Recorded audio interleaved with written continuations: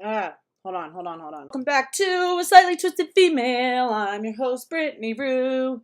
We are here for part 2 of Stella O'Malley, the Gen Spect Dream Queen, and all of her glory as she tries to lead us idiots to the chosen land of freedom. We're all just so barbarically dumb that we cannot just understand the big brain brilliance of the wonderful Stella O'Malley from Ireland. Somebody said yesterday that they do not believe. Do we have any proof that she was a detransitioner? We don't know.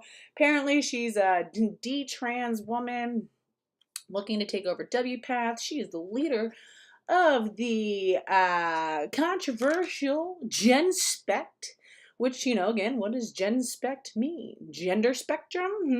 Gender spectrum? Is that what it means, Stella? What does Gen Spect mean? Does it mean gender spectrum, Stella? Can we get a yes or a no? Blink twice for yes. Stella! Stella! What does it mean? What does it all mean? And what are you doing? And why are we here? You're just gaslighting us all. So I'm not going to waste too much time. We're going to get right back into it because my friend is coming over a little bit later. Yeah, I mean, exactly. It's like Sierra. Like Sierra got like a bad haircut and wore like a button up one time and got Depo-Provera shots and is like a medical transitioner. The fact that she actually puts the gecko in her thing is so cringe, my friends. It is cringe. It is cringe. Yes, Racine. Racine says, of course it means gender spectrum. What else? Yeah, really, what else? What else would it mean? Oh, yes, you guys are all my best friends. I'm having like such a bad week. And it's like, it's like one of those things where it's just like, man, everything sucks. But it's all good because at least I'm not Stella O'Malley. All right, anyway, so we're going to get right back into it, the shit show. So we have Troy and Stella O'Malley. Trevor is this random guy that nobody knows. He popped out of nowhere, who is some like wannabe film producer who's quite mediocre and was, playing around with these like anti-woke talking points until he discovered the likes of Stella O'Malley and the true trans Gen Spect cast of goons. Again, Gen Spect is a political lobby group that used to pose as a group for struggling families of gender questioning children. They now have just gone straight into the political lobby arena. And we don't know where their money comes from. We don't know what they do. Stella doesn't know what they do, or she does and she's not telling us. She's not transparent. Goes out of her way to silence a lot of people who question their organization. The amount of people who and they've got a lot of flying monkeys too. She definitely shows up on the channel from time to time with sock accounts because she doesn't even try to change the way that she types. So, maybe we'll get a little Stella O'Malley action in the conversation. So, yes, good to see you guys. I think it means inspecting the gender ideology, even though they also believe... I don't know. I think that's a little generous, Thunder Threads. I think that might be a little generous, but, I don't know. Anyway, so back to the conversation with Trevor. And Trevor from The Signal. No one knows who the hell he is or what he has to do with anything, but he's apparently now like a foremost expert in gender, and everybody else is stupid because we don't know how to switch back and forth between preferred pronouns and the person's biological sex because we're just, too just doofy and dumb to keep up with the, academic brilliance of Genspect crowd. So let's take a look about, more lecturing of how dumb and idiotic we all are and just aren't on the level. So here we go, Trey and Stella. Let's take it away. Wouldn't dare to comment or judge on anybody's marriage. I do. For fuck's. No. Not getting free advertisement off of me. Hell to the nizzle. Contingent. That once the word Debbie Hayton arrives, I've heard it called Debbie Hayton derangement syndrome, they absolutely go insane. Yeah. And I'm like, I don't know the inside. We go insane. Is that true, Stella? We just like go insane? Do we start like foaming at the mouth? Do we show up to, is it like when the TRAs showed up to Joanne's house, J.K. Rowling? Was it kind of like that? Is it like when they show up to Kelly J. Keene's events and dump, tomato juice on them? Is it like when they show up to my events and scream at us with these, police grade bull horns that are most definitely damaging our hearing? Is that kind of like what it is, Stella? Or is it people just being like, what are you doing working with this AGP if apparently you're supposed to be like protecting kids from this ideology? And what does he have to offer? Of Debbie Hayton's marriage. I wouldn't dare to comment or judge on anybody's marriage. I do know Stephanie, Debbie's wife, and I do know Stephanie seems to be a very strong and successful woman.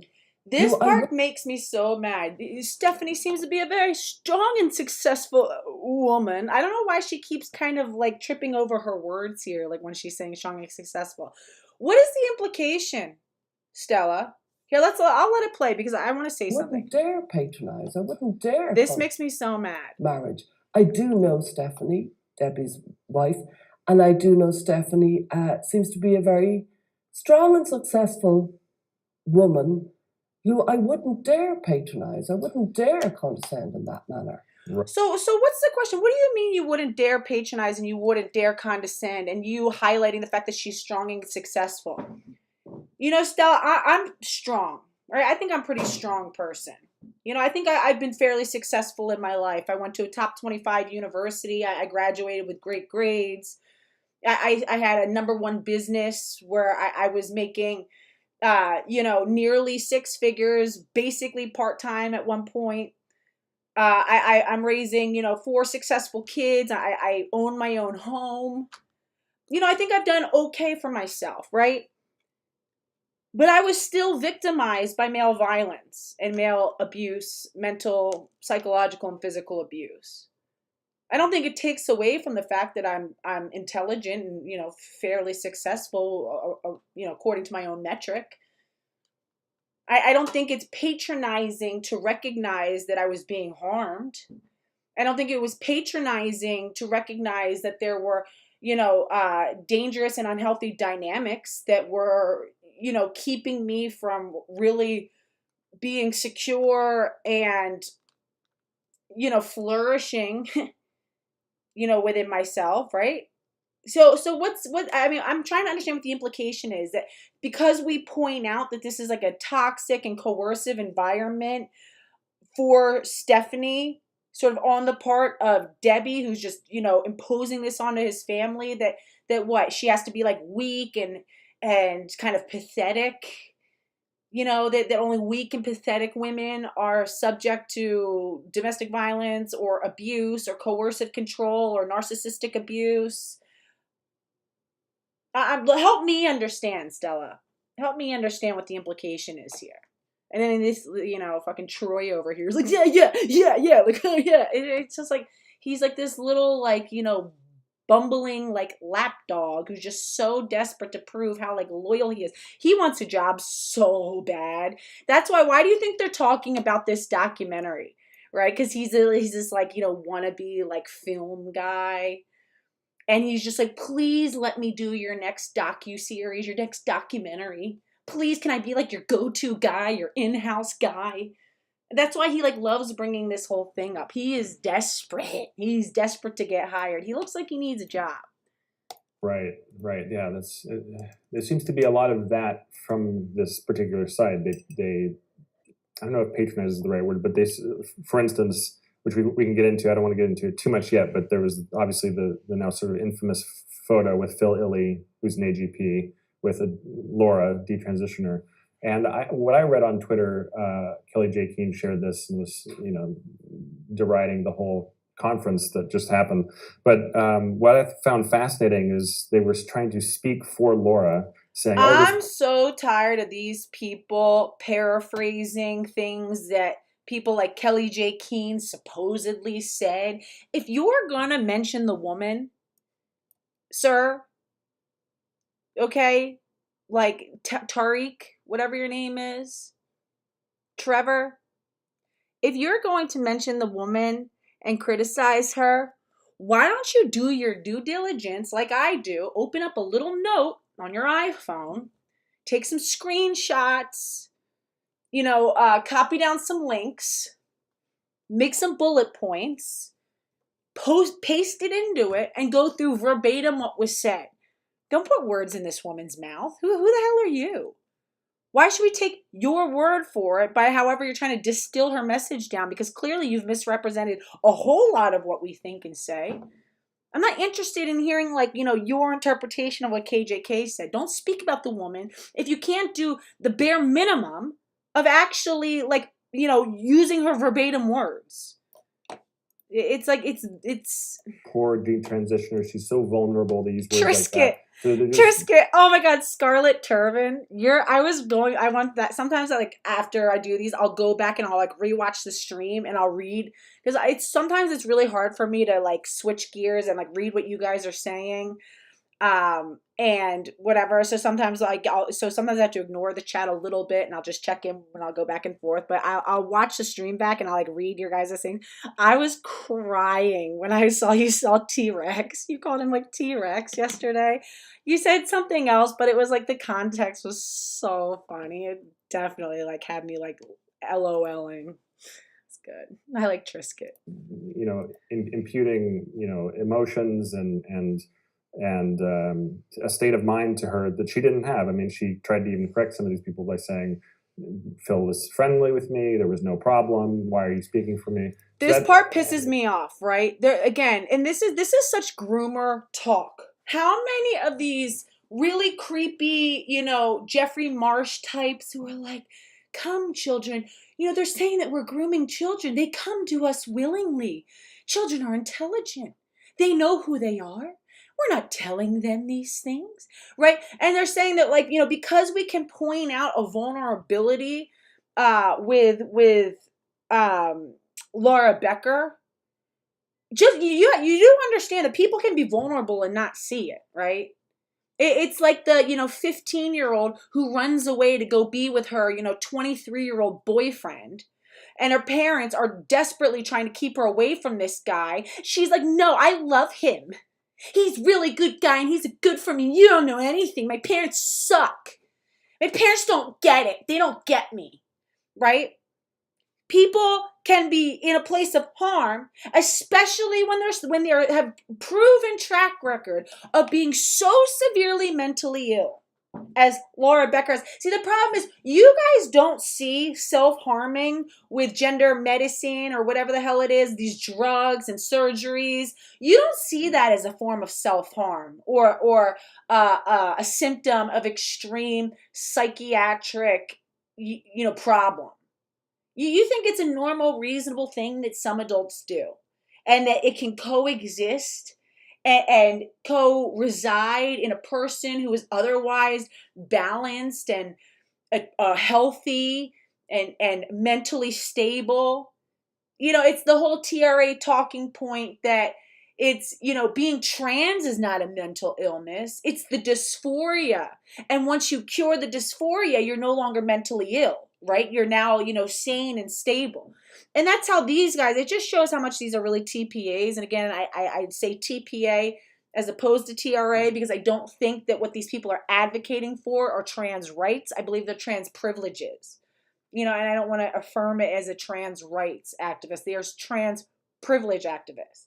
You guys think that's normal and reasonable. We, on the other hand, recognize how severely dissociative and vulnerable that Laura Becker is, to the point that she's spoken openly about. Hey, let's hear them talk about how lovely Laura Becker is. And Laura Becker is just, why is everybody so upset? It's like a woman who, again, and I don't know if anybody here has ever been in like an abusive relationship with like a really bad guy. And for, again, you have to understand the dynamics of addiction and love and our own sort of endocrinological, dopamine system that makes us addicted to things that sometimes are bad for us, right? The same thing can be when we get addicted to like love, loving somebody who's abusive or who's like not a good guy.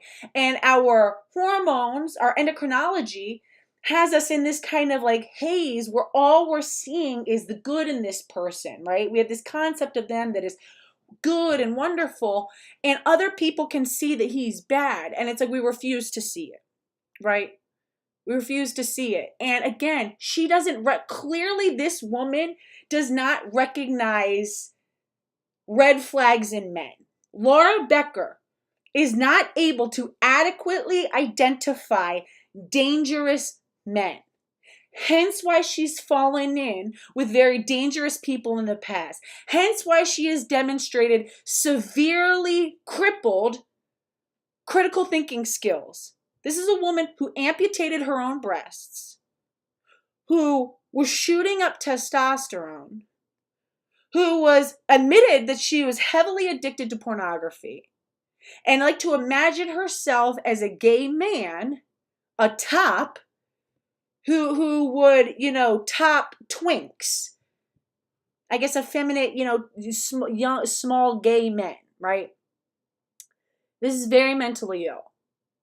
So that the idea that maybe this woman is not fully equipped, and again, especially for you, Stella O'Malley, aren't you some sort of like psychotherapist? Don't you always tell us how you're so like, esteemed and credentialed and learned? Shouldn't you also understand that there are some people who are not equipped with the mental faculties and the emotional wherewithal to identify dangerous and risky men? She has shown a pattern, a history of severely flawed and incapacitated problem-solving skills, critical thinking skills, risk assessment skills. So if just because she can't see the danger that Phil Illy is, and by the way, Stella, you guys all talked about Phil as this being this like harmless guy. What about his ex-girlfriend who's coming forward talking about how he is a methed out abuser? Who he abuses methamphetamine, and he has what we've seen with his paraphilias is only the tip of the iceberg, allegedly. Right? Allegedly. Let's just keep that clear. Allegedly. Those who have been close to him are saying that's allegedly how he gets down. So you had a clear and present predator. He's telling us he's a predator. You still won't take... You still are like, what kind of proof do we have? He's a good guy. It's literally only this. If that's what he'll do in public, if that's what he'll do out in front of everybody, imagine what he saves for behind closed doors. Imagine what he actually has shame about, knows well enough to keep it, kind of concealed. And you handed this woman over to him on a silver platter. She is his preferred target. He likes these low self-esteem, mentally ill, drug-addicted younger women who are vulnerable, easy to manipulate, desperate for some kind of, belonging, porn addicted, sexually deviant herself, unprotected, unguided, that he can groom and mold and use in all of the ways that he wants to, just as people have told us he has done routinely in the past. And you're like, whoa, they had a lovely conversation at the convention. That's a wonderful convention, and it was just all this hubbub over a dress. You either are so critically naive, Stella, that you are not capacitated to operate at the level that you do, dealing with the vulnerable populations that you do, or you know what you're doing. and you are so deeply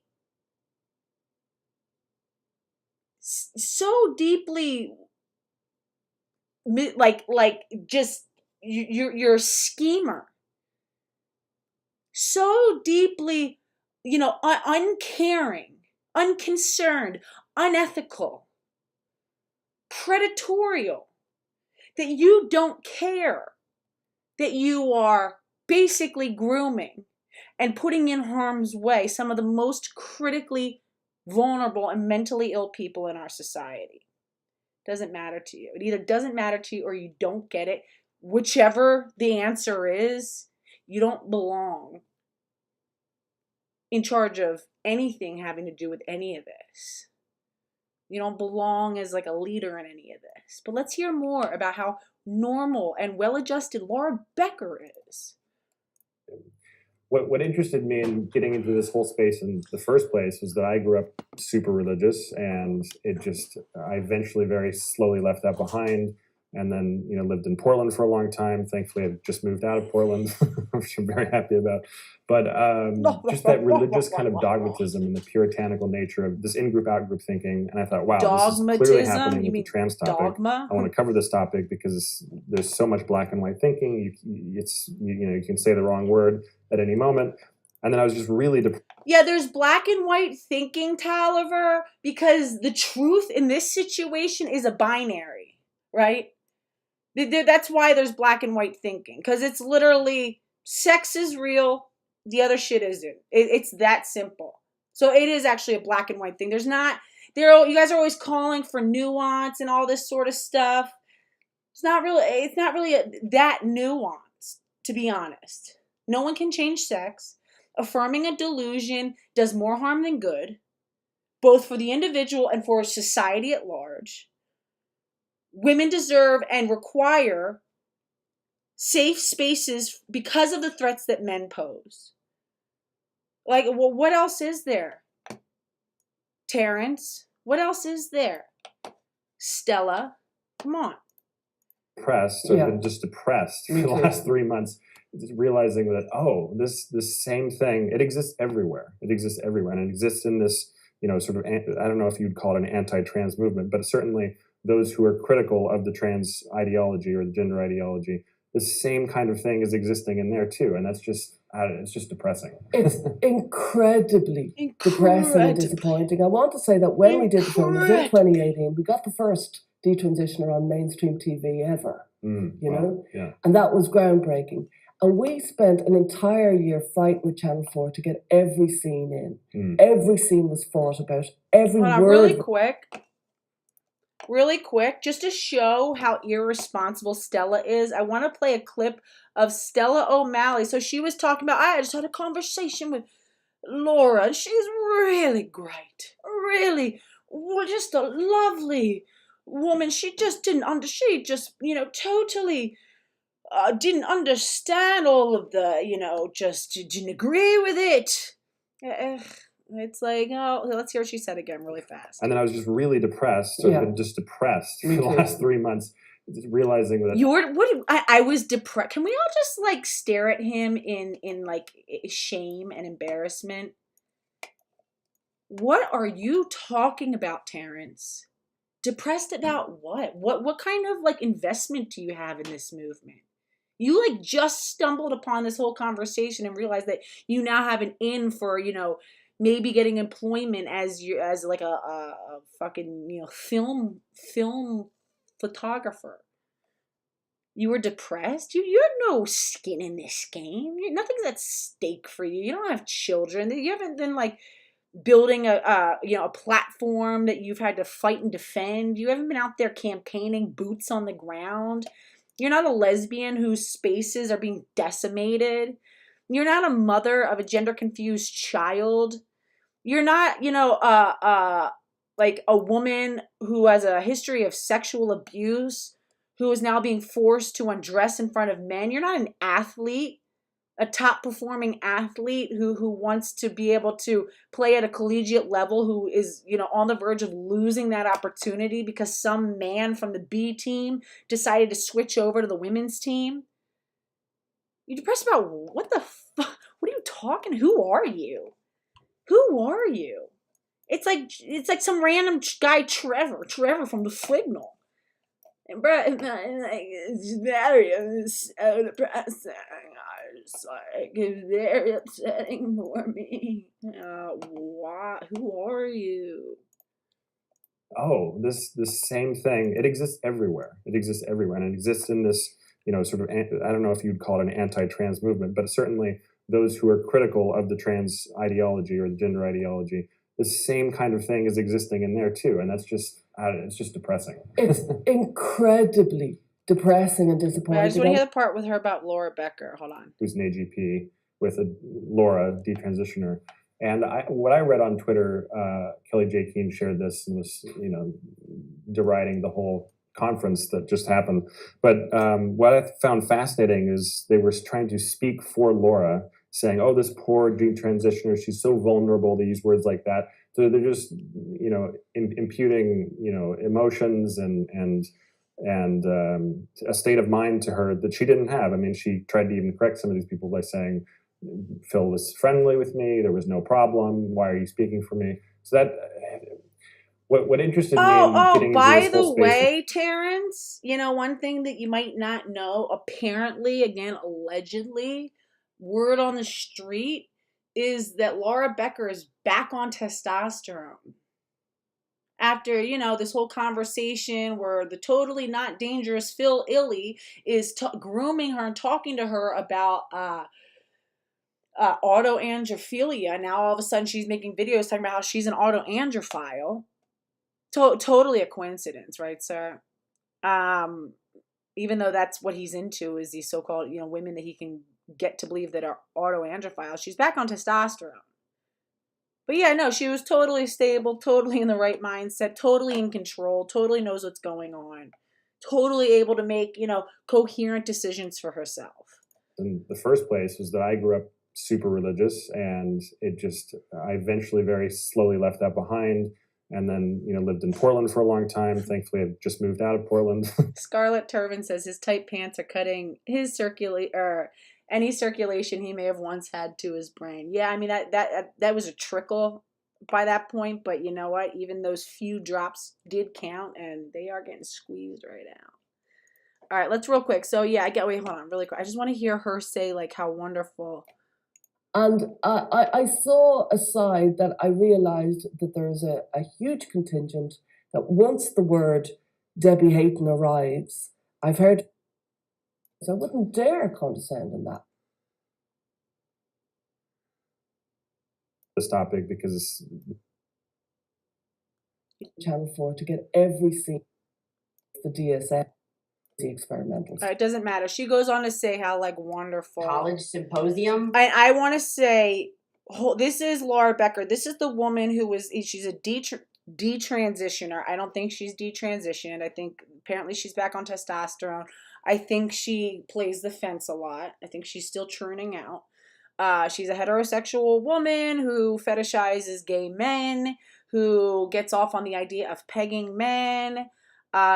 She is, been led to believe that she's an autoandrophile, which I think has a different etiology than an autogynophile. I think she's very, she admits to being very porn addicted and also drug addicted, and they're, think it's totally reasonable and great to just throw her right out in front of everybody and yeah, go ahead, you're, cured, let's let you lead the way. Totally irresponsible. And this is the woman who was pictured with Phil Illy during the whole AGP gate debacle from Genspect, Colorado. It was where they were, he was wearing a dress and people are like, why is this guy at a gender critical conference?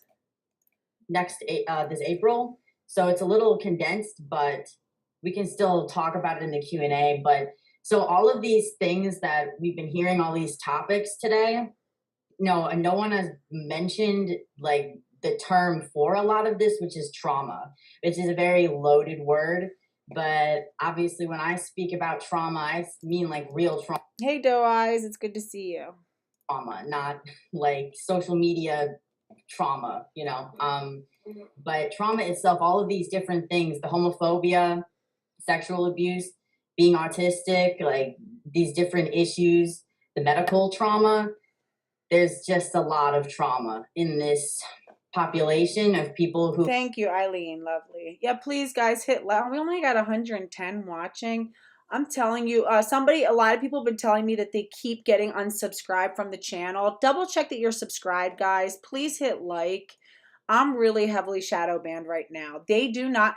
The amount of engagement that I get, I usually average like, between like 170 to like 250 concurrent viewers on my live streams. Every single live stream, I get a lot of, engagement, comments, and I'm averaging like 1 subscriber a week or like 2 subscribers a week.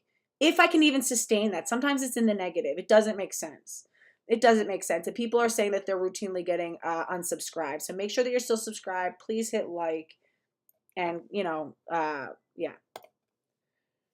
share and all that kind of shit. Who identify as trans, and that we're going into all the reasons for it, but trauma. And so specifically, my video is talking about PTSD and how I had undiagnosed PTSD at the time when I was transitioning, and how I detransitioned because I realized all of my issues could be explained through PTSD instead of gender dysphoria or any other label.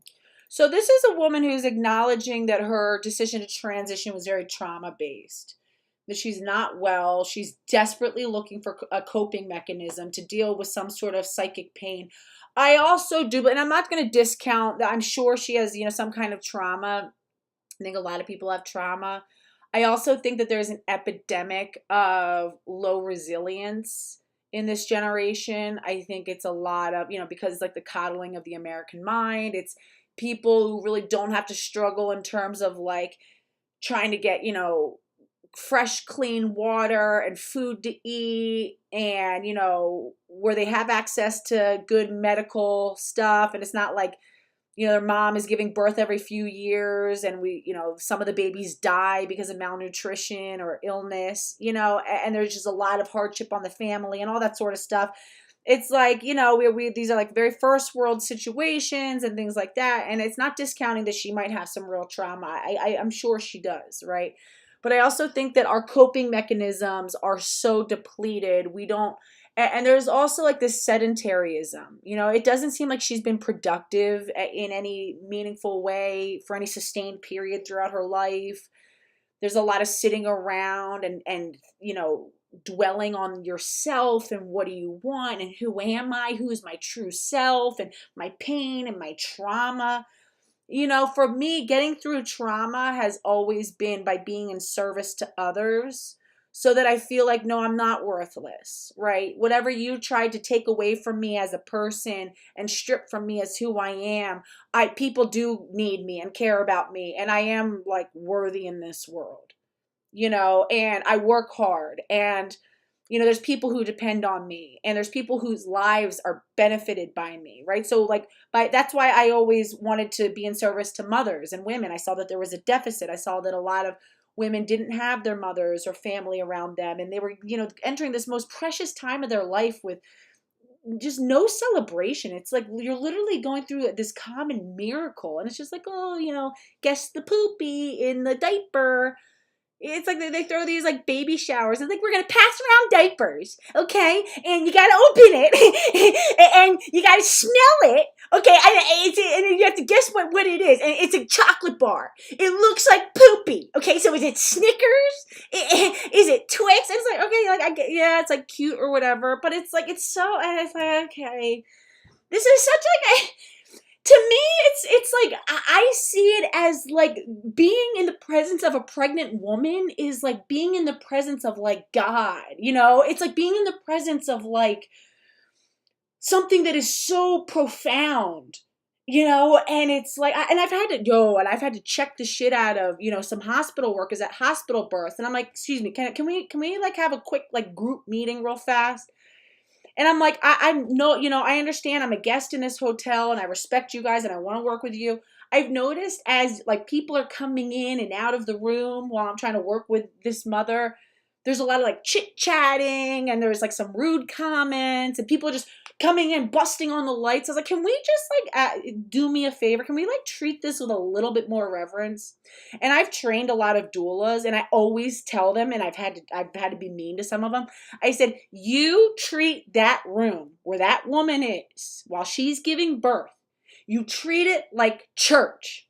You treat it like you're walking into a sacred temple, and you could get thrown out at any time, and you're there to like worship and serve and you know, have this like profound privilege of witnessing this miraculous event that you've been invited and called to be a part of. And you enter with the greatest humility and reverence, and you realize that you are in full service to this mother baby. That's all you are. That's your only job right now. Right? You're literally like, you're like the three wise men coming to visit Jesus. You know, you come and you're like, here, we have gifts, and like, oh, how can I serve you? You know what I mean? You don't bust in and out, like, yeah, so, you know, and like chit chat and be on your phone and stuff. Like, you treat it like it's a sacred space, because this is a fucking miracle that you're a part of. This is something that's so precious. And you wait and you watch and you observe and you mirror the mother. We don't need your personality. You know what I mean? Like, we don't need you dumping all over the place. Mirror the mother. Whatever she is doing and needs, you know, you mirror that. And it's like, you know, so, what the fuck was I talking about? Why was I talking about this? I don't know. Anyway, who cares? If you guys know what my point was, then good for you. So that's what this video is about. And I saw this, I was like, oh, this actually might tell me exactly what I need. And it did. The world's first portable device to accurately measure metabolism. Again, I just think that people are really over-coddled in this generation, and that's why they're able to sit and, like, lament on, like, you know, why, like, their, like, trauma and their PT. Everyone has PTSD. Listen, again, I'm not saying that people don't go through really serious stuff. But everybody, it's like, have you been to, like, a battlefield? Have you seen your, like, buddies getting blown apart? PTSD. You might, she might, you know what I mean? But again, I think, you know, people go through trauma, and like, rather than just like stewing in it and just being like, so then I started like, you know, smoking crack and shooting testosterone. It's like, no, you know, I went through a really dark period of my life, and I, you know, reclaimed myself, fucking whatever. I just think a lot of it has to do with like dumping around online, and there's this sort of like all these special woke points that are given to people, whoever has like the hardest life or the most pain, you know, gets to be like the most cheered on, but like useless at the same time. And these are like people who can't commit to any kind of like a schedule, you know, or like show up somewhere at a certain time or be reliable. And I just think that that's where a lot of it is. It's like a lack of coping skills, a lack of life skills, a lack of personal hygiene. These people don't feel good because they stay up all night, right? These are people who stay up to like 3 a.m. on their phone, or like binge watching porn, or sitting on 4chan. You know, then they sleep until noon, and they wake up and they like smoke cigarettes, and then, you know, they're eating like a bunch of like junk. Then they like play on their phone for like, you know, another hour. Then they like go drive somewhere. You know what I mean? And it's like, then they go like sit on the couch for a while. They've had like, you know, haven't had like physical activity, and like their body's like, please God, please, can we go outside? Like, please, I need sunlight. I'm dying here, right? So it's like, you know, I also think a lot of it, like the mental illness stuff, has to come from just very poor like personal hygiene, in terms of like, you're not maintaining a schedule, you're not going to bed. That's sort of that small sort of stuff, that incremental stuff, just maintaining the most bare. That's why I'm really hardcore about my kids' schedule, right? Even my older boys, I don't care if it's the weekend. The weekend they can stay up for like a half an hour later, but I don't like the idea of letting them stay up late on weekends, because it's like it creates like jet lag, you know. And it's like, no, sleep hygiene is really important. You know what I mean? Learning to brush your teeth, these basic self-care things that can help you from falling into these traps of like wallowing in misery. All right, here we go.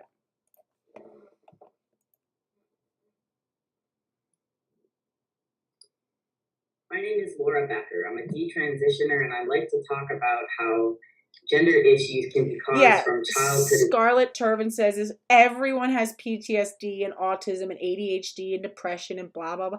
Yeah, like they diagnosed me with ADHD and it's like, yeah, maybe, I don't know. I don't have like meh. You know what I mean? And it was like, but that was like long time ago. And it's like, okay, what do you want me to do? Like, you still got to get up and like tighten up and function and all this sort of stuff. And it's like, I just think people have time and they get these labels put on themselves and they use it as like, oh, it's like their whole identity now. And they start to play into it. Once they realize, oh, well, people who have autism have these types of like features. And then they purposely try to like play it up. And it's just, honestly, it's so that they can check out of society and not have to function. Abuse and PTSD. An important reason for why young people are flocking to gender transition that isn't being talked about enough, but stands to reason is one of the major concerns for the mental health of the young transgender population is childhood trauma. Childhood trauma can be conceptualized in different ways, including ACEs or adverse childhood experiences, complex PTSD or CPTSD, and post-traumatic stress disorder or PTSD. For me, growing up with childhood psychological and emotional abuse and other adverse childhood experiences, developing gender identity issues and being transgender were just one of many maladaptive coping mechanisms that I used to deal with the undiagnosed trauma and subsequent mental health issues. So she's sitting here like, pretty like succinct. Like she's not, listen, I don't mean to just like rip this woman apart. I'm sorry, she does gross me out a little bit. So like that's probably going to come through because I do think she just needs to like tighten up, clean yourself up a tiny bit. But it's like, she's seems intelligent here, right? I don't know much about her. Seems intelligent, maybe she has some wonderful qualities. And what was my point? Yeah, I just like, I think part of resilience too is also having to get through difficult stuff. So that we're not constantly like, I had some difficult things in my childhood that happened, but I can't live on that forever. Our parents are human. Now that I'm a parent, I realize it is hard. You're trying so hard to protect your children from things and you can't always. So you do your best to give them the love and the skills and the tools that they need to overcome difficult things, with all of our shortcomings and things like that. So after being trans-identified for 5 years. But she's sitting here, she's really succinctly explaining, that this was all a trauma response. It's all, I think, again, it's very based in addiction and needing control and, self-hatred and stuff like that. So again, why is Stella not able to understand that this woman might not be well capacitated to make good decisions for herself? Just because she's saying, oh, it's fine that I hung out with Phil Illy, this total creep. The other older women who maybe have a little bit more foresight, who can see some of this stuff, who are saying, oh, and this is dangerous. She can't see it, but we can. It's like when somebody's swimming in the ocean and you're in like, you're flying around in like a little helicopter and you see all the sharks coming their way. They can't see it. We're trying to let them know. And everyone's like, no, leave them alone. They said they were fine just swimming. It's like, yeah, we can see things that you can't. But they don't want us to warn her. They don't want us to tell her because it would mess up their brand. I was finally diagnosed with PTSD at age 22 and realized that all of my gender issues could be explained by trauma instead of gender dysphoria. Yeah, Scarlett Turvin. So you're on fire today. And I was reading. I'm sorry. I don't recall you a whole lot from before, but you had a lot of good comments yesterday. So Scarlett Turvin says, I always ask for clarification on, quote, emotional abuse. And I'll be damned if it's not some form of mommy said no. Or like, yeah, like, like my parents spanked me a little bit. You know what I mean? Like my parents were really hard on me about school. And they really like, bro, I am strict as shit when it comes to school. I don't give a fuck. You know what I mean? Like I'm not, But it's like that kind of stuff. And it's like, oh, my parents really expected a lot out of us. Will you chill out? I realized that the entire transition had been a mistaken way to try and free myself from a traumatized state of body and mind. Many symptoms of PTSD overlap with gender identity disorders and other mental health issues, such as self-hatred and self-loathing, obsessive, ruminatory, and compulsive thoughts around the body, sexuality and intimacy confusion, an unstable sense of self and identity, hypervigilance and anxiety about how others perceive you, feeling deeply misunderstood, as if there's something wrong with you without knowing exactly why, using fantasy as a form of escape from painful reality, disassociation from self, feeling unsafe in your physical body, using body modification or extreme self-expression as a form of control, severe depression, generalized and social anxiety, suicidal ideation, self-harm, substance abuse, attachment. Oh, Laura, nigga, I'm like, oh, like, Bunny, I'm sorry. I don't mean to shit on you. I do. Like, I feel that. Like, I feel you when you talk about that kind of stuff. You know what I mean? And it's like, she's a human being. She's a woman. Like, we go through really hard things. And, like, she does sound smart. I don't want to shit on her. I don't want to just totally rip her apart. But the issue is not so much her. It's the people around her who don't see this woman is clearly crying out for help, desperate for community. Imagine if we had a collective of women who could, encircle her and hold the line for her and say, we're not going to let you go back. We're not going to sit here and allow you to hurt yourself. And we're going to like love the fuck out of you. We're going to love you and we're going to protect you. And we're going to like help nourish and nurture you. And we're going to, braid your hair and make you like bracelets and, go on hikes with you and help you get healthy again and cook for you and take care of you, and love you and not, but, do the hard thing of saying no when it's time to say no and not affirming this delusion for you and not enabling you. That's why people like Stella, because she's happy to enable stuff. She really is. She's happy. She's like the fun house to go to because she's like, yeah, it's cool. Go ahead. Grab a cigarette. It's cool. It's like the mom who is like, who like lets her kids have like a bunch of friends over all the time. And she's like, you guys can have a beer. It's all right. Just don't tell your mom, And it's like she lets them like still dabble in this stuff and stay sick because she doesn't want this stuff cured because then she's out of a job. They're all out of a job. A lot of the people who occupy Genspect are people who profited, very handsomely at some point on all this gender stuff, right? And now they realize, we don't want to totally, like when this, they realize that like when all this shit does finally hit the fan, this could really, backswing hard on us. So we want to make sure that like, oh no, we, do our dues now and recognize where we were wrong, but they don't want to totally get rid of it because then they're out of a job. Problems and much more.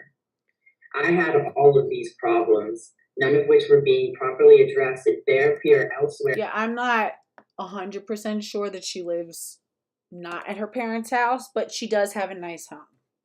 And that could be her room, I don't know. At the time that I started experiencing gender issues as a teenager, and including when I was given free testosterone and had a double mastectomy performed at age 20. It seems obvious in hindsight that my trans identity was all due to trauma, but at the time I was too sick, young, and naive to understand the reality of my situation. Oh, so when I said that to her, I don't know if you guys remember, and I'll look it up. Exelanzic kept like reposting because I basically said that to her. I was like, Laura, with all due respect, when Laura was like hardcore defending the Phil Illy picture and she was going around and just like arguing with all of the feminists and like dismissing everybody and telling them to like suck it up or like beat it and blocking people, I like retweeted her. I was like, Laura, with all due respect, I was like, if you have some, like, if you're honest, you'll actually take an honest look at your track record and your, decision-making ability has not been the most competent. Your decision to amputate your breasts while in a totally dissociative state maybe fall back and consider that you might not be making a good decision here again. Just like you couldn't see it before, and you probably fought with anybody who told you were doing the wrong thing and lashed out and said that they didn't understand and they're just haters and they're extremists. And you understand now that you were really mentally ill and not able to make good decisions for yourself. How can you be so sure that you're not making the same mistake again? How can you know that? And like Exelanzic was like, oh, look at the things that she's saying to these detransitioners. No, I don't know. Because am I wrong? Am I wrong, Sierra? No. And was just desperate for relief from my suffering. No one around me knew any better, or... Well, I hear you, Rolene. She said, oh no, I didn't know this is what's happening with Laura. But like, we don't know what she means by any of this. I always take some of these words with a grain of salt. PTSD, extreme trauma, these hardcore debilitating depression. It's like, what are we talking here? Kind of like what, who was I just talking to? Scarlett was just saying. It's like, well, hold on, let's clarify what we're talking about here, because there can also be the component, like I said, like for me, like times when I've gone through depression in my life, it's like I'll realize, I'm like, am I getting good night's sleep every night? No. Am I dealing with, am I chasing after or still talking to an ex who's toxic for me? Yes. That I shouldn't be dealing with. Am I eating well? No. Am I exercising? Well, no. Am I getting outside enough? Not really. Am I spending too much time on the internet? Well, yeah. You know what I mean? And then it's like you kind of realize that's a big reason why you feel so terrible. And then when you fix those things, it can make a totally drastic difference. And there can be like self-indulgence, like I said, in addiction and stuff like that. So it's kind of like, well, yeah, I understand that you have all this trauma, pain, but like, what are we talking here? That means so many different things. Knew how to help, including the medical professionals who performed the mastectomy and who casually signed off and administered my medical transition. Once I realized that I had PTSD, I detransitioned immediately after, then having to deal with the additional grief and trauma of the transition, identity crisis, and surgery on top of everything else that had already happened. Since processing my childhood issues and getting on the right paths to healing, I see clearly how, as a suicidal, traumatized young person, I made the mistake of thinking that maybe I was, should be, or could be a gay trans man instead of the mentally sick child that I was inside. The obsession with being a gay man was partly due to the insecure attachment that I formed towards men as a result of childhood abuse, and the pattern I had of being attracted to and fixated on gay men who were just more unavailable male figures who couldn't love me. Feeling like I was unacceptable and unlovable as a straight woman mostly came from being dehumanized throughout childhood and made to feel as though I was a worthlessly mentally ill and broken beyond repair woman, especially as a quirky, non-conforming girl who already didn't fit in. My main message of awareness is how PTSD can cause extreme disturbances that seem to cluster around gender issues. There are actually neurological disorders that need proper healing, not ushering along the medical transition conveyor belt. And PTSD is one of those, which can mimic gender dysphoria. We need to do better for the young girls who are experiencing these traumatic issues instead of just affirming them as being trans. Wow, Laura, that was really, really powerful. Wow. Thank you very, very much. There's Damn so it. much. There's That's so much, not. All right, hold on. That is here. There's so much being missed by the medical profession. There's so much going wrong, and it's coming out as this night is progressing. Just what a terrible. Feels like a miscarriage of justice that's happening to so many people who've been, I suppose, treated so badly by the medical profession. Do you want to add anything else, Laura? That was really, really good. Yes, Stella. The medical profession has been like severely fucking up. So maybe the right thing to do is put a halt on everything. just say we need to end this across the board and take a look at what's going on rather than be like, well, let's keep going, but let's, acknowledge, that some of this stuff is problematic. What would be, and you're talking about, you're totally in support of adults transitioning, the issue is children transitioning. What is the difference between a 17-year-old and an 18-year-old? What functionally is the difference between a 17-year-old and even like a 24-year-old autistic, young adult who, was discharged from the foster care system, who aged out of foster care? Or even a 25-year-old who aged out of foster care, who is autistic or maybe is low IQ, low functioning or lower functioning, has severe history of trauma, abuse, cognitive disabilities and things like that. What really is the difference, Stella? Right? What is the difference between this woman doing what she's doing now, if she is still using testosterone, than when she was doing it before? Right? It's okay if she's doing it now. It's still, she's telling you it's a form of self-harm. You're on mute. I think I'll leave it at that, but I did want to briefly bring up that a lot of what I sort of talked about with the attachment issues to men and being trans and being a gay trans man also escalated into like being involved like on Grindr.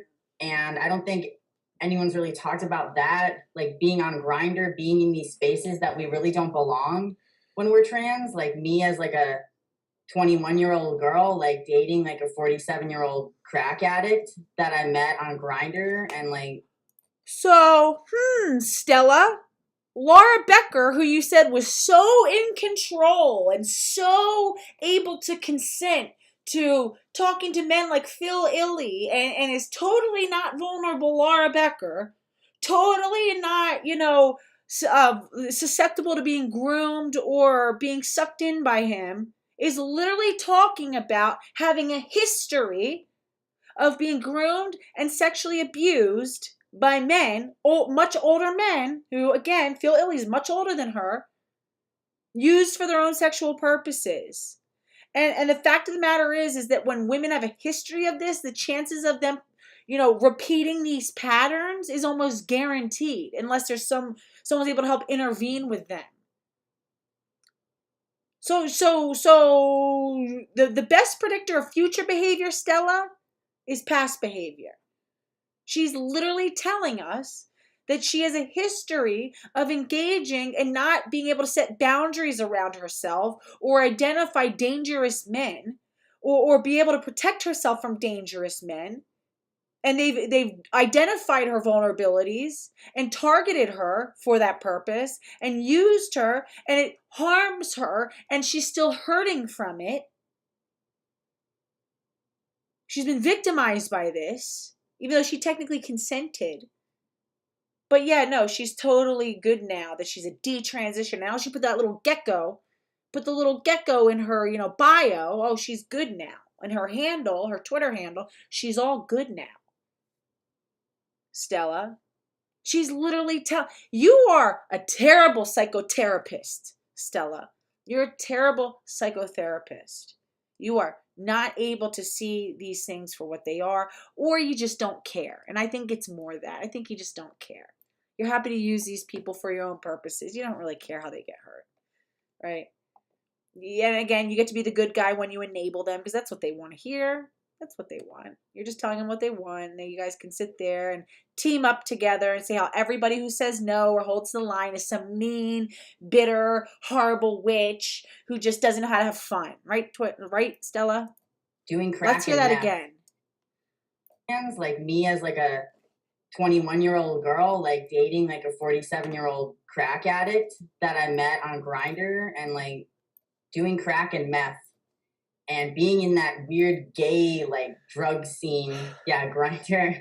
So if anyone wants to ask questions about that later on during the Q&A, also look at her smiling. So one thing with like dealing with like drug addicts, you see how she starts smiling, even when they're trying to say that it's a bad thing, because of the nature of addiction, because of the way that it hijacks your dopamine. The way that addiction works is, for those who understand classical conditioning, right? It's like Pavlov's dogs.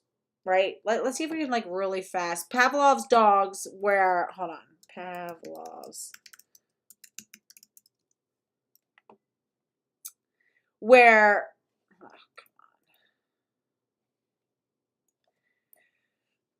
where a dog, you know, they would ring a bell and then give a dog food.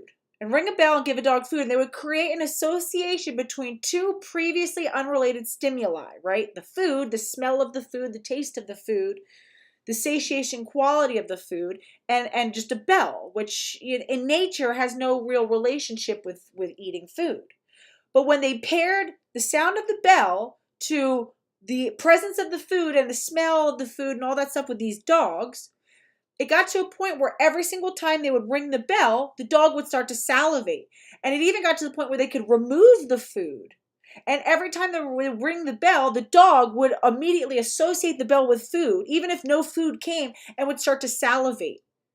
They would salivate as if food was coming. They created an association between food and the bell. Let's see if I have the video of it. And addiction works by hijacking the dopamine system. Right. Just real quick. Pavlov's aim was to discover what caused saliva to flow. He rerouted the salivary ducts to the outside of his dog's cheek so that he could collect and measure the spittle. Perhaps, he thought, the production of saliva might be the result of a fixed nervous reflex, like a knee jerk. 5 минут 42,5 секунды. After taking many measurements of spittle, he confirmed that the dogs drooled automatically when their tongues touched food. He called the response the salivation reflex. 4,5. Хорошая собачка.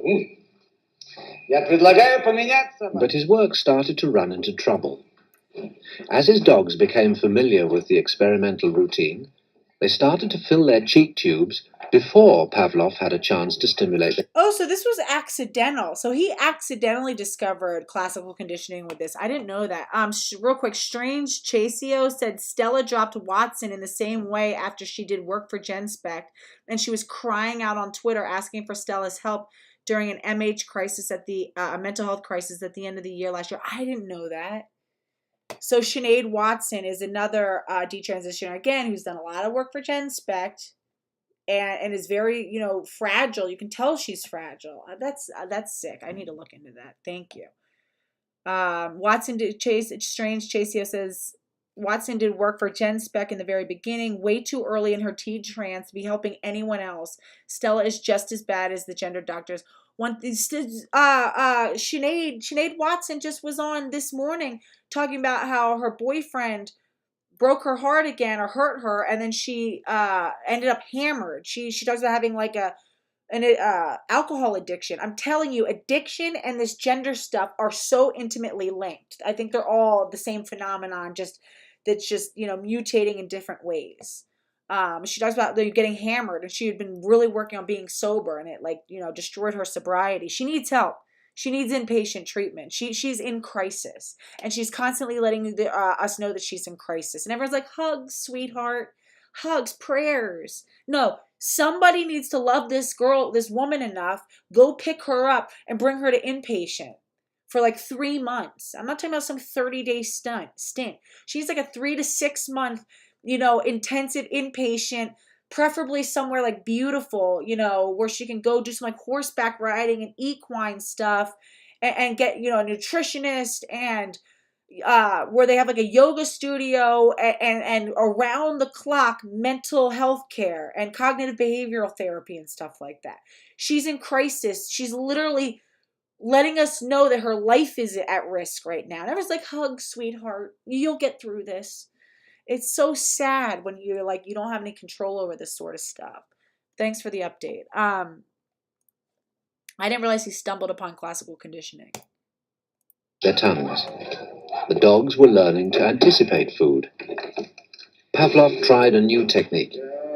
He erected Susie Glucksman says also many of the doctors who are prescribing opioids are now working in the gender industry. No ethics is a requirement, 1000%. For those who haven't looked at the Netflix documentary on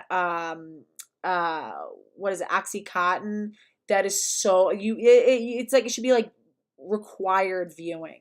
I remember living through that whole thing. You know, that whole opiate epidemic really hit my generation hard. That's why I know a lot about this stuff. Really hit it hard. Screens so that the dogs couldn't see what was going on. Before passing meat through the hatch, he introduced a stimulus that was totally unrelated to feeding. A ticking metronome.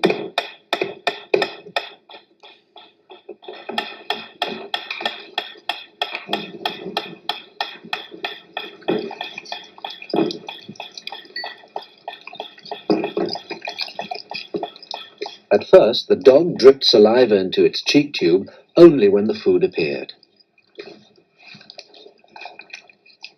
But after a number of trials, the dog began to connect the ticking with the arrival of meat.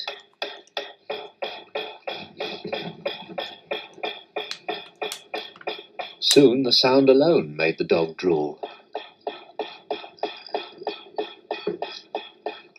Eventually, the dog salivated as much to the ticking itself as it did originally to the presentation of food.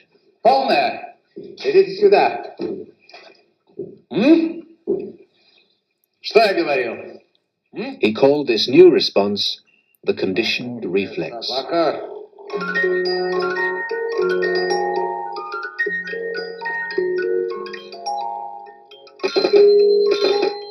Whatever the stimulus, his dogs could soon be conditioned to produce saliva.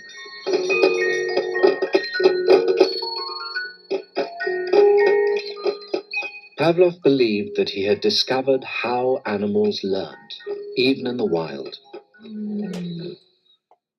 Do you guys understand the implications of this for like sexual paraphilias, right? And pornography. So think about it, right? If you can condition your brain to associate two, a biological response with an external response that was previously unrelated. So if these people who are being introduced to these new kind of fantasies and pornographic ideas, and they start masturbating to it, and they have an orgasm, right? And your brain is flooded with dopamine and everything that comes with having an orgasm. You're starting to create a connection between that stimulus and the orgasm, the feeling of erotic, sexual, physical pleasure. And the more that you're masturbating, that's why child pornography is so terrible, right? That's why this concept, they're saying like with MAPS, minor attracted people, and that they should give them these lifelike dolls for these men to basically abuse so that they wouldn't abuse children. And how insane that is. It makes no sense because all it's doing is solidifying the connection of something that's serious, lifelike as a child. I did a whole video on this. Lifelike as a child and what it's like to actually, orgasm to that.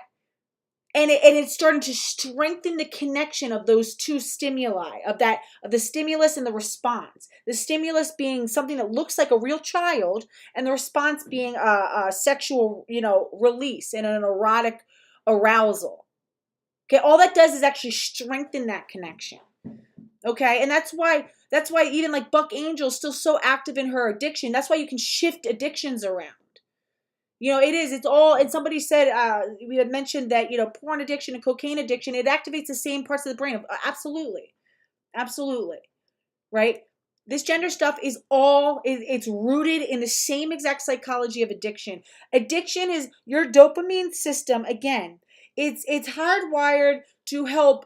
It's hardwired. It's a way for us to train our brains naturally. It's a way for our brains to train itself to create a hierarchy of what's important and to motivate us to pursue things that are necessary, right? So every time that we eat food that's good, right, that has the things that we need, has the nutrients that we need, it's high in fat, calories, sugar, soda, whatever the things are that we need, our brain will hit us with a hit of dopamine when we eat it. So it's starting to train our brain. Ooh, this is good. I need this. It feels good. My body needs this. And your brain now realizes that every time you smell the food and you immediately start to salivate, you have a connection with dopamine that it's like, wow, I need this. This is good. The problem with things like drugs, right? Especially like opiates, like heroin, fentanyl, is that the dopamine response from ingesting those type of drugs is so astronomically high.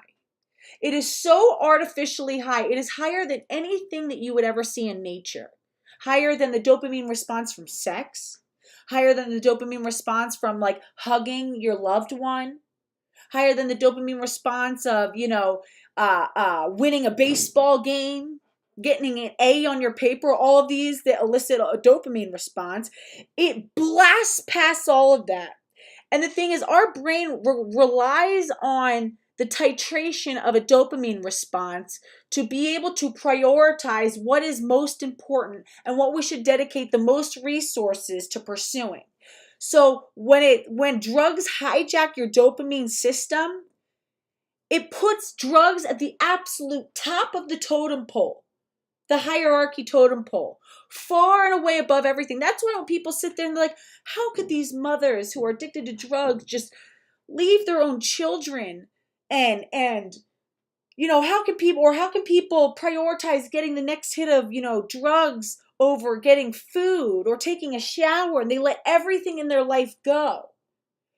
That's because their brain has now been so trained to believe that that drug is the most important thing in their world, and it is the most important thing to your continued survival, and that if you don't get it, then you'll die.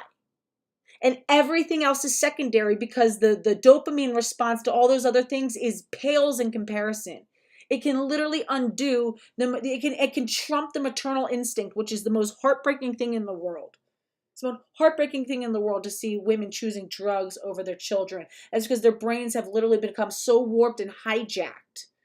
It's like a parasite is now in control. It's like somebody has gotten into the control center, taken it over, has hijacked it, and has changed everything around now.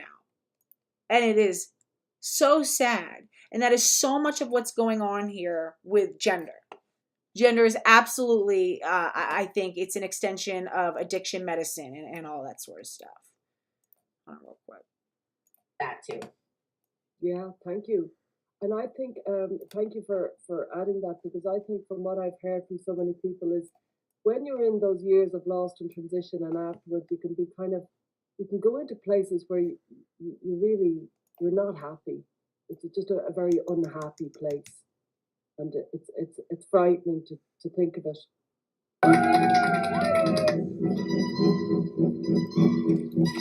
Was that it? So beyond irresponsible, right? Oh, here we go. We got to watch this. I'm sorry. It's so beyond irresponsible. So would you introduce yourself and say what brings you to the conference? What made you come? Sure. So my name's Sierra. I go by Exoanzac on social media. What brought me to this conference is that I've been interested in this topic for a few years now. I previously identified as trans and then kind of fell out of it for several years and then started making video content reacting to the current situation politically and medically. And so I came here in order to network, see the other leading lights in the field. She's the other leading lights in the field. She's so excited. Oh, someone was talking about this is so cringe.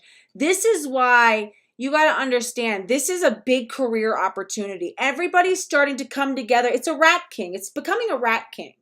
And Stella just happens to be in the middle of it, and is because she's so good at networking and pulling people together, and all these people who are self-interested and want to build careers are like, this is beneficial to all of us.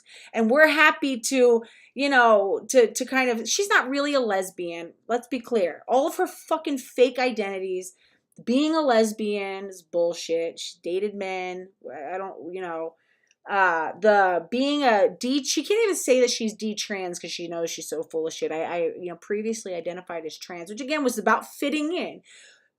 Claiming to be a lesbian was about fitting in with the radical feminists, right? Because we all know that lesbians have a certain level of, clout in radical feminism, right? Their voices are given a higher, esteem. So then she was, identifying as a lesbian, right? Then she was identifying, detransitioners were all being platformed and being heavily esteemed in the whole gender critical community. So then, okay, well, I'm a detransitioner now, and then being a minority. So then, okay, I'm in, Native American. I'm all these other things that will elevate. It's all these artificial ways to elevate her voice to prominence. I'm not a speech pathologist. I'm a pathologist, which is an MD level, a doctoral level medical doctor. You're not a pathologist. You're a fucking gender studies lady and a speech pathologist, which is like, you help people pronounce things better. It's like, so it's like, she's clearly happy to be whoever she needs to be to fit in wherever is most advantageous for her socially and professionally. And Stella also realizes that, hey, this is a great asset for us. And that's what Benjamin Boyce, that's why he pulled her in and got her and Eva Korolova. We got to watch that video too, but let's watch this. And just to see what I could learn and what I could contribute. And I've no, she does look good at this was like the nicest I've ever seen her look at the conference. Followed your videos. You've done an extraordinary amount of work on I Am Jazz. Do you want to tell people how to? Sometimes it's hard to find it. So if you could tell people how to find you. Censored. So my work can be found. It's the largest archives are on rumble.com and odyssey.com. Well, I got thrown off for bizarrely claiming that a caricature made of me was anti-Semitic, and then I called for people to go and bombard the creator of the caricature that looked exactly like me, that very accurately described my features and satirized my features, but I somehow made it as though it was anti-Semitic, even though I'm not a Jewish woman, which was bizarre. That's why you got thrown. So exolanzic.com will point to the Odyssey archive. I also have a Substack where I additionally post essays, including literature reviews. Days of Boyhood says, why is Stella always giggling awkwardly? So strange for her. Because she's not a professional. Because she's like a Twitter personality that pulled together a bunch of other Twitter personalities and made a band. And then other thoughts I have on long-term medical implications of what's happening. The I Am Jazz response in particular is following the story of a trans kid named Jazz Jennings who was transitioned on national television and is suffering the medical complications of that to this day. And while we're on that... And that was really Sierra's most, I think, important contribution of work, was the I Am Jazz breakdown, right? Going through this reality television series featuring a minor child who was being medicalized before our eyes, and she had some really, really good insight. And I do appreciate that, and I just haven't seen that level of works, since. Subject, how do you think the story of Jazz is going to pan out? It's very scary to contemplate. It's so much will rest in Jazz, and I really believe. I Am Jazz, and then the phalloplasty files and vaginoplasty volumes of 2020 and 2021, I guess. Or it was 2021. 2021 was really her year. Once she started to spiral into some of the weird stuff, once the whole Kais thing happened, even though I do agree with her, which I know it was a controversial thing, I do think the Kais people are biologically male, whatever the consequences are of that, I don't even feel like getting into, but she just really, again, could not be wrong about anything, and really, really, I think that just spiraled her into just some weird stuff, and then Getter became a thing, and then from there, I just, she went from being revered to this being lol-cal status. In Jazz, I think that Jazz can survive this. But the odds are very much stacked against him because he will be in long-term pain and he will slowly come to terms with what he's lost, what has been taken from him, and the other consequences of the fact that they disrupted his healthy, normal brain development from the time he was an adolescent, as well as deranged it in other ways with other active drugs and surgeries. And so it is sad, but unfortunately, I think it's in the same exact vein of the Laura Becker thing. It's unfortunately Exolanzic has a history of this. This was kind of like could have been predicted, right? And I think honestly, the red flag should have just 100% been there. I remember feeling kind of weird when I realized she wasn't actually a pathologist, that she was really a speech pathologist. She was like a master's prepared speech pathologist, and then she had like a history, or she had like a background, like a bachelor's in these sort of like soft science, like liberal arts stuff, like genders. I was like, oh, that right there should have already been like my biggest red flag, that she's, again, like sort of a pretendian and is not who she claims to be, and she'll kind of like, be who she needs to be, and is a deceptive person. But hold on, let me see. Yeah, Kai Decadent says she's an example of falling down way too hard. She had potential. It's disappointing to see her become a shill for this crap. I think the problem is there was only so far she could go. I don't think she actually has the medical experience. I think she's very good at reading PubMed. And I think because she has I think that she has almost like savant-like qualities in terms of like language. I think she's so good at language that she can go and consume a bunch of these PubMed studies and then understand them and then sort of like explain them. She does a really good job of like, explaining them and applying them, right? And I think that that's great. I don't think that she really has like the true medical, actually like expertise to take it, much beyond where she's taken it, right? And then I think that, just the limitations on her ability to socially analyze. And again, I think that just the integrity got messed up because her ego got way too inflated. I'm telling you, when she was talking about the excitement of being at Genspect and people knowing who she was very elated by that. The idea of being a celebrity, and I think that has become a priority for her, and making friends and being in with the in-group and stuff like that. And everything else became secondary. It became about like building this career for herself. And like I said, even just from like having, she was always really, really self-centered I used to do a lot of like promoting for her. Like I did this whole list where I had her on my channel a bunch of times. She never even once retweeted a single video of mine. I think there was almost a point where I kind of felt like she was like intentionally not engaging with my work or retweeting me ever. I was retweeting her a lot, commenting on her stuff constantly, like holding her up, and she would thank me for the stuff I would do talking about her, but it was like she wouldn't even like acknowledge my work existed for a while. She did, shout me out one time, and that's how we got to meet forever ago. But that was it. It never happened again. Never once. Not even the videos that we did together. And it's not even, I would have her on my channel. It wasn't even like, hey, thank you so much. It's like, okay, see you next time. It's kind of like, you're welcome for a lot, bestowing my presence. So I think that's a lot of it. I think she's kind of given us what she has to give at this point.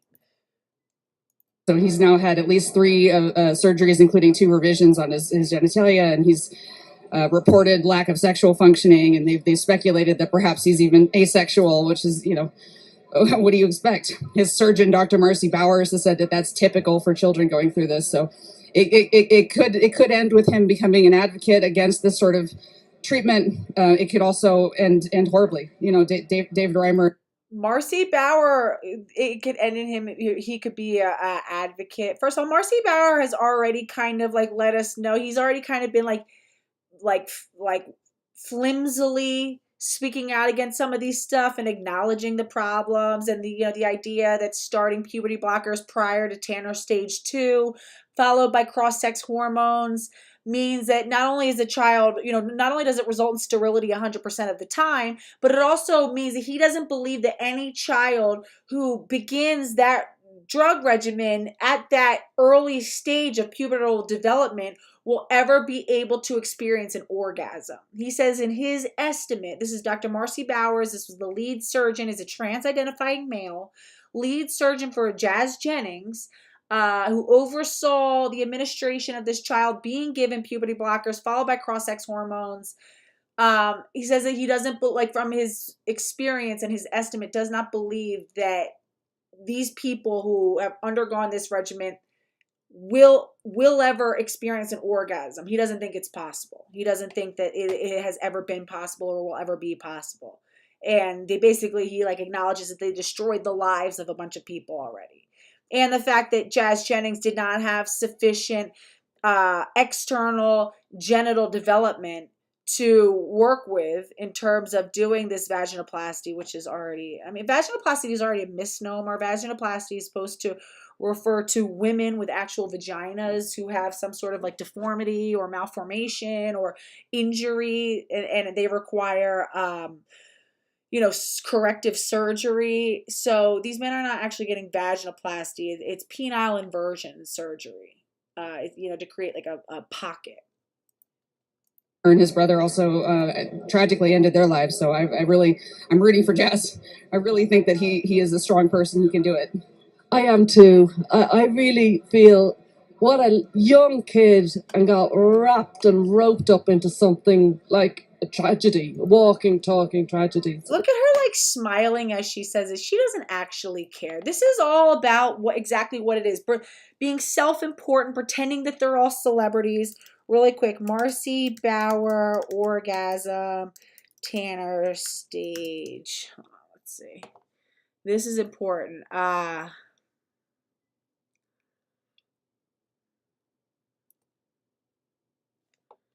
Let's see. Yeah, here we go. So Rad Mom says, how is medically induced anorgasmia not front page news? I too want to know. Oh, look, there's Kat. I had Kat on my channel. I love her. I haven't seen her or heard from her in a while, but she did a lot. Sometimes it's like, again, I think because of so much of what these people have already gone through, they need to take a step back, which is fine. Influential trans doctor once warned puberty blockers could cause permanent sexual dysfunction. Marcy Bowers, the beyond of bottom surgery, denies flip-flopping, says blockers are safe and reversible. Oh, so he is flip-flopping. This is what makes Stella O'Malley so dangerous. This is what makes this whole idea of nuance and stuff, and let these people continue to experiment, and then we can backtrack later when we have to. Rather than just putting a full stop on this, acting like some of it's reasonable. Is my audio messed up because I'm lagging? Yeah, I think I don't want the problem is, I think where I differ with Karen a little bit on that is, I think she does come from a more liberal, like classical liberal perspective in that sense. And that's usually like once like government regulation and stuff. My thing is I don't want the government in that part of our lives.